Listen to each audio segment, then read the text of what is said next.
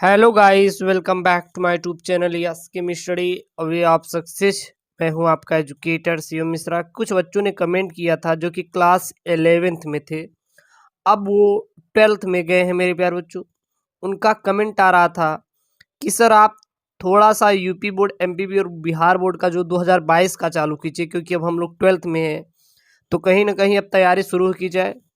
तो आपको पता होगा कि मैं महत्वपूर्ण प्रश्नों के साथ साथ जो सिलेबस हैं वो सिलेबस का वीडियो चाहे 9वीं का हो, 10वीं का हो, 12वीं का हो, 11वीं का हो, लगातार दी जा रही हैं। इस कोरोना जैसी महामारी में कई जगह स्टडी ठप है, तो वहीं हम लोग लगातार आपको वीडियो देने का प्रयास कर रहे हैं।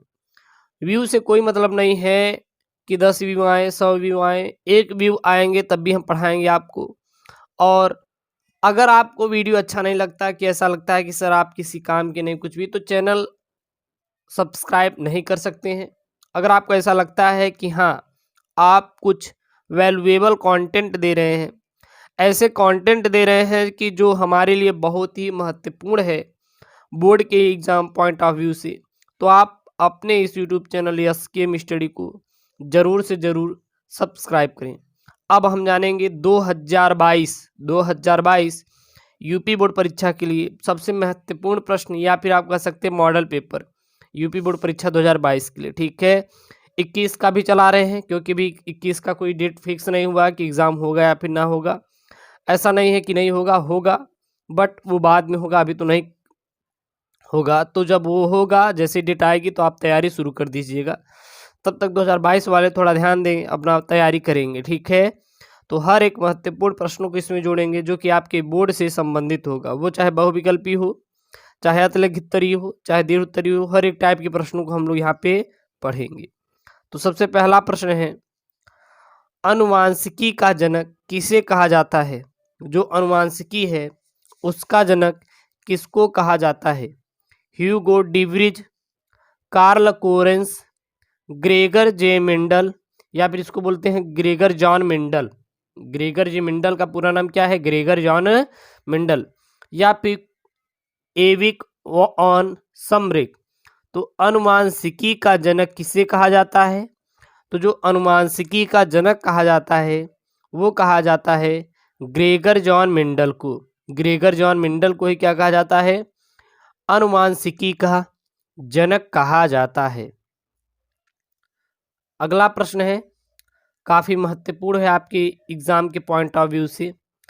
टीबी के टीके का नाम लिखिए, यानी कि टीबी के टीके का नाम क्या है? जो टीबी के रोगी, जब किसी को टीबी हो जाता है तो इस टीके को लगाया जाता है। देखिए, दुनिया में आज तक कोई भी चीज़ असंभव नहीं है, वो चाहे आपका कोई रोग से रिलेटेड हो या फिर कोई बहुत बड़ी आपदा से संबंधित हो। क्योंकि टीबी भी एक महामारी थी जो उभर के आई थी अपने भारत में कई वर्षों पहले, लेकिन अब इसका पक्का इलाज हो गया।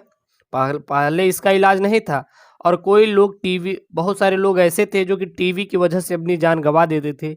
लेकिन आज भारत इतना सक्षम हो गया है कि वह टीबी के टीके को भी खोज निकाला, और अब इसकी, यानी कि इस रोग से मरने वाले लोगों की जो संख्या है, उनकी मृत्यु दर है बहुत ही कम है।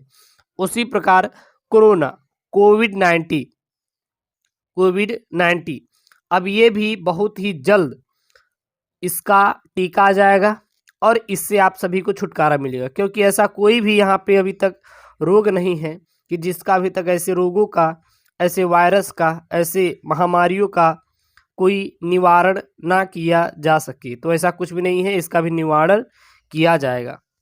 अगला प्रश्न है, तो टीबी के टीके का नाम क्या है? पास, यानी PAS, OPV, DPT या BCG। तो जो टीबी के टीके का नाम होता है, टीबी के टीके का नाम क्या होता है? BCG का टीका। BCG का टीका किसको लगाया जाता है? तो हमेशा टीबी के टीके। अगला यहाँ पे है, निम्न में से कौन सा जीवाणु जनित मानव रोग है? इसमें से ऐसा कौन सा जीवाणु है जो कि मानव जनित रोग है? पोलियो, पायरिया, अतिसार, हाथी पांव। तो निम्न में से कौन सा जीवाणु जनित मानव रोग है। तो जो जनित मानव रोग है वो है अतिसार। अतिसार जो है यह हमारा जीवाणु जनित मानव रोग है। तो नाम सीधा आप बता दीजिएगा, अतिसार। अगला प्रश्न है यहाँ पे, निम्नलिखित में से या निम्नलिखित में वाहक डीएनए है, इसमें वाहक डीएनए कौन है?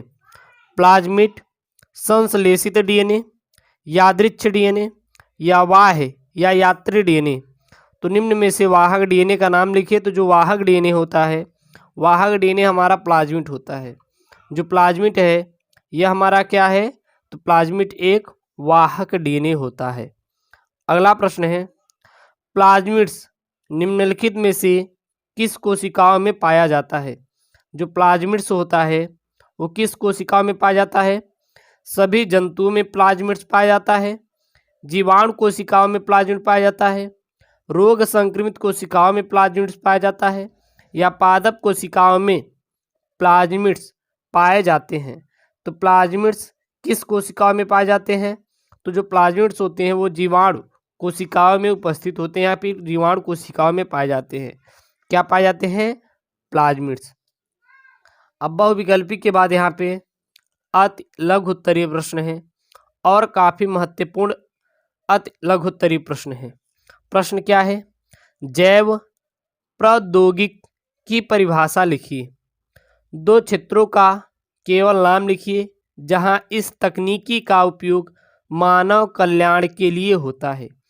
तो जैव प्रौद्योगिकी की परिभाषा लिखना है, साथ ही साथ दो क्षेत्रों का केवल नाम लिखना है जहां पर इस तकनीकी का क्या होता है, जो उपयोग होता है वो मानव कल्याण के लिए किया जाता है। तो जैव प्रौद्योगिकी में उन तकनीकियों का उपयोग किया जाता है जिसमें जीवधारियों या उनसे प्राप्त एंजाइम्स का उपयोग मानव कल्याण में उपयोगी उत्पादों का निर्माण में किया जाता है। जैसे कि कृषि के क्षेत्र में जैव प्रौद्योगिकी का उपयोग किया जाता है और चिकित्सा के क्षेत्र में। अगला प्रश्न है, उस जीन का नाम बताइए। उस जीन का नाम बताइए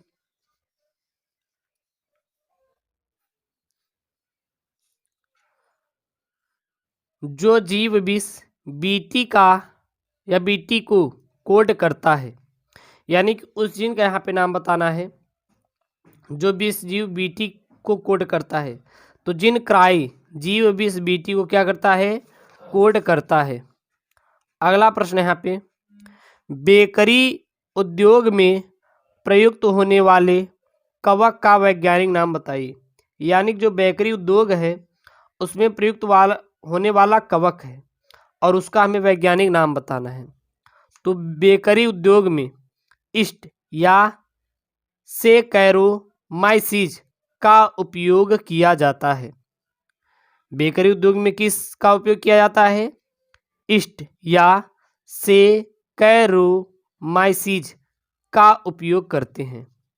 अगला प्रश्न है, उस जीवाणु का नाम लिखिए जो बीटी टॉक्सिन उत्पादित करता है। तो ऐसे जीवाणु का नाम लिखना है जो कि बीटी टॉक्सिन उत्पादित करता है। तो वो है बैसिलस थुरिंजिएंसिस। बैसिलस थुरिंजिएंसिस यह हमारा उस जीवाणु का नाम है जो बीटी टॉक्सिन उत्पादित या उत्पादक है या फिर उत्पादित करता है। थर्ड जनरेशन वैक्सीन क्या है? जो थर्ड जनरेशन वैक्सीन है यह क्या होता है? तो संश्लेषित वैक्सीन जिसमें शुद्धता एवं विभवता की उच्च क्षमता होती है उसे थर्ड जनरेशन वैक्सीन कहा जाता है। तो थर्ड जनरेशन वैक्सीन का नाम क्या? सीधा बता देना है, संश्लेषित वैक्सीन जिसमें शुद्धता एवं विभवता की उच्च क्षमता होती है उसे थर्ड जनरेशन वैक्सीन कहते हैं।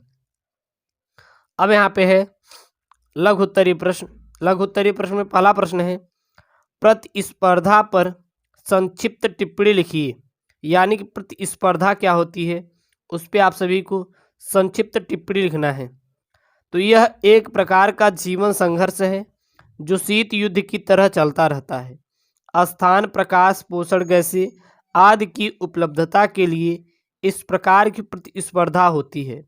अतः समान जात के जीव समूह के जीवों के मध्य यह सबसे अधिक होती है, क्योंकि उनकी आवश्यकताएं समान होती है।